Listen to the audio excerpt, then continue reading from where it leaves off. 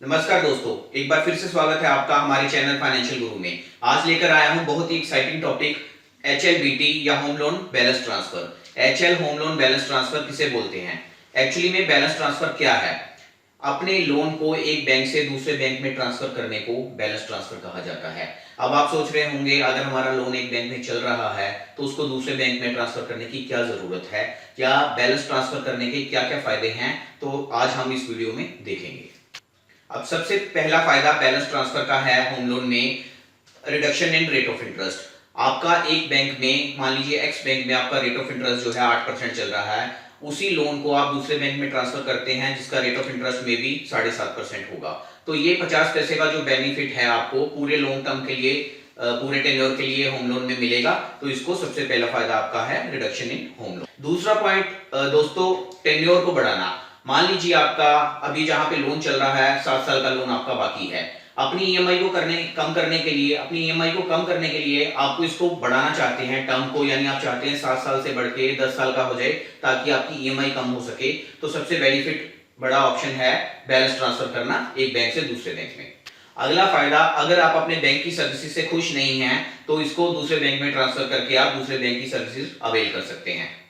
एक और सबसे बड़ा फायदा, यदि आपकी लोन अमाउंट को आप बढ़ाना चाहते हैं तो इसको एक बैंक से दूसरे बैंक में ट्रांसफर करके आप आसानी से लोन अमाउंट को बढ़ा सकते हैं। मान लीजिए जहां पे आपका लोन चल रहा है 20 लाख का प्रिंसिपल अमाउंट रिमेनिंग है, अब आप चाहते हैं कि 5 लाख रुपए आपको और चाहिए किसी काम में या किसी और जगह पे आप यूज करना चाहते हैं, तो आप इस लोन को दूसरे बैंक में ट्रांसफर करेंगे तो दूसरा बैंक जो है पहले बैंक को 20 लाख रुपया पूरे का पूरा ट्रांसफर कर देगा और 5 से 7 लाख रुपया, 10 लाख रुपया जो आपकी रिक्वायरमेंट के हिसाब से वो आपको पे कर देगा।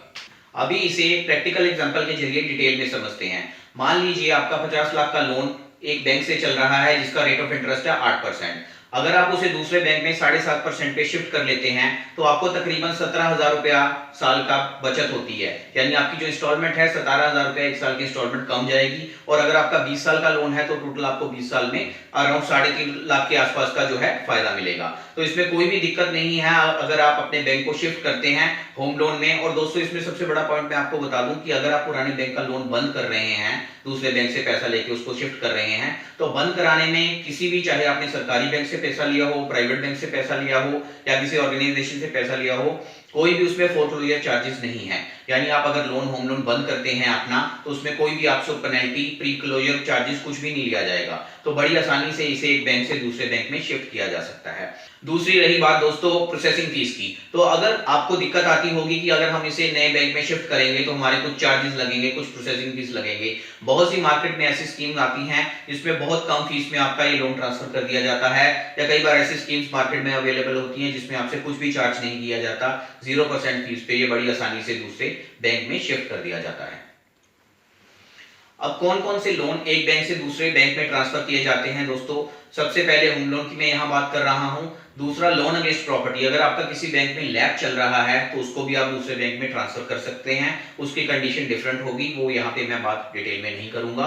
तीसरा है पर्सनल लोन, अगर आपने पर्सनल लोन एक बैंक से ले रखा है जिसे अनसिक्योर्ड लोन भी बोलते हैं, उसे भी हम एक बैंक से दूसरे बैंक में कम रेट ऑफ इंटरेस्ट पे लेके जा सकते हैं। पर यहाँ पे मेजरली हम होम लोन की बात कर रहे हैं क्योंकि होम लोन में सबसे ज्यादा फायदा आपको ये है कि इसमें किसी भी तरह के चार्जेस नहीं लिए जाते हैं, तो इसको बड़ी आसानी से एक बैंक से दूसरे बैंक में शिफ्ट किया जा सकता है। अगर आपका होम लोन चल रहा है और इन फ्यूचर आप प्लानिंग करते हैं कि आपको 10, 15, 20 लाख रुपए कहीं बिजनेस में इन्वेस्ट करने की जरूरत पड़ती है, तब भी आप होम लोन को शिफ्ट करके बड़ी आसानी से दूसरे बैंक से टॉप अप ले सकते हैं। और ये टॉप अप आपको, जो होम लोन का रेट चल रहा है, सबसे कम होम लोन का रेट अवेलेबल है मार्केट में, ऑलमोस्ट आपको सेम रेट पे ही ये टॉप अप मिलेगा और इस अमाउंट को आप यूटिलाइज कर सकते हो अपने बिजनेस के किसी और काम को यूज करने के लिए। तो दोस्तों आज के दौर में जहां कोरोना पेंडेमिक वर्ल्ड वाइड चल रहा है, एक एक पैसा मैटर करता है, तो अपने लोन के रेट ऑफ इंटरेस्ट को जरूर स्टडी कीजिए। क्या आपका रेट ऑफ इंटरेस्ट आज की डेट में चल रहा है, क्या मार्केट में अवेलेबल है? अपने बैंक से, अपने एडवाइजर से जरूर डिस्कस कीजिए उसको किस तरह से दूसरे बैंक में ट्रांसफर किया जा सकता है। हाँ, सबसे पहले आपको इसमें कितनी कॉस्टिंग आपको शिफ्ट करने की आ रही है और कितना टोटल बेनिफिट आपको मिल रहा है, उन दोनों को कंपेयर करना पड़ेगा। उस कंपैरिजन के बाद ही आप इसको ट्रांसफर करने की बात कर सकते हैं। मैं अगर आपसे बात करूं कि अगर आपका लोन 30 लाख से ऊपर का है और आप इसे मिनिमम चार्जेस पे ट्रांसफर करते हैं, यानी कि जिस बैंक में आप ट्रांसफर कर रहे हैं वहां पे या तो प्रोसेसिंग फीस 0 है या बहुत ही कम है, तो आपके लिए बेनिफिट हो सकता है। एक और सबसे बड़ा फायदा, अगर आपका लोन पुराना चल रहा है तो दोस्तों आपको पता होगा, आज कोई भी प्राइवेट या सरकारी बैंक से अगर आप लोन लेते हैं तो रेपो लिंक से लोन को लिंक कर दिया गया है। यानी पहले MCLR जिसे बोलते थे, marginal cost of lending rate, जो प्राइवेट बैंक चार्ज करते थे, जिसमें आपसे स्लाइटली हायर रेट चार्ज किया जाता था, और अगर RBI इन रेट्स में डिडक्शन करता था तो आपका रेट जो है, रेट ऑफ इंटरेस्ट जो है होम लोन का, ऑटोमेटिकली डिडक्ट नहीं होता था। आपको अपने बैंक को अप्रोच करना पड़ता था, जिसमें 6 महीने से लेके 1 साल का टाइम लग जाता था।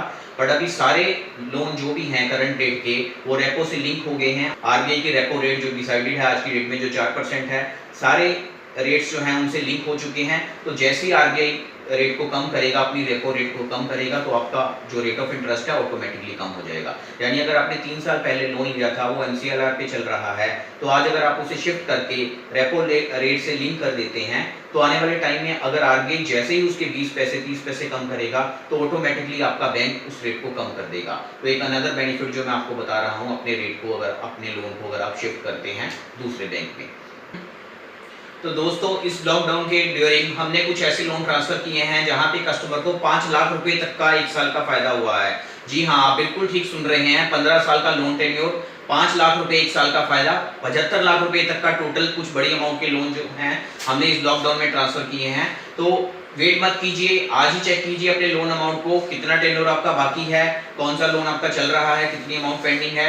सारी कैलकुलेशन करने के बाद अगर आपको वाइबल ऑप्शन लगता है तो आज ही अपने लोन को जरूर ट्रांसफर करें विदाउट एनी डिले। तो दोस्तों, होम लोन ट्रांसफर को लेके मैंने मैक्सिमम पॉइंट्स कवर कर दिए हैं अपने वीडियो में। फिर भी अगर आपका कुछ पॉइंट है, मेरे को कमेंट बॉक्स में जरूर लिखिए। हम चाहते हैं आप इस चीज का फायदा लें, आपका लोन कम रेट पे ट्रांसफर हो। होम लोन है आपका तो उसको कम रेट पे आप ट्रांसफर जरूर करें। कोई भी आपकी क्वेरी है किसी भी चीज को लेके, तो मेरे को कमेंट में आप जरूर डालिए, हम आपको जल्दी से जल्दी रिवर्ट करेंगे उसका।